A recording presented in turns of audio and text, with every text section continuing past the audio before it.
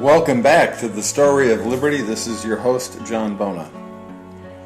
You know, when Charles Spurgeon became pastor of the New Park Street Baptist Church in Newington Butts, London in 1854, he amazed the entire area by his great ability as a boy preacher. There's no doubt in England the greatest preacher of the century was Charles Spurgeon. As a youth, Spurgeon became a minister near Cambridge, and he was only 17 years of age. A couple years later, he became a pastor of a small church that was not really doing well, and instantly he leaped into the public arena. The London streets became blocked with traffic in the neighborhood where his chapel was and wherever else he preached. It seemed like there was another George Whitefield on the horizon. The buildings were too small to hold his congregations, and in 1861 the Metropolitan Tabernacle was erected.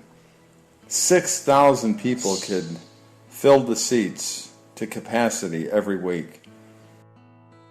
During the years of 1855 to 1892, a sermon was preached by Spurgeon. Afterwards, it was printed and sold in very large quantities. So large was the stock of unpublished sermons when the preacher died that this weekly issue of publication continued for another 25 years. He had a monthly magazine called The Sword and the Trowel. He had books by the dozens and had a large commentary on the book of Psalms called the Treasury of David.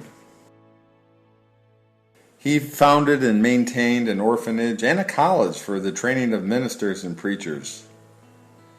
Even at the present time, the entire series of his sermons is available in America. Spurgeon was a Calvinist in doctrine. Some have called him the last of the Puritans, but the phrase Puritanism is simply another name for vital godliness.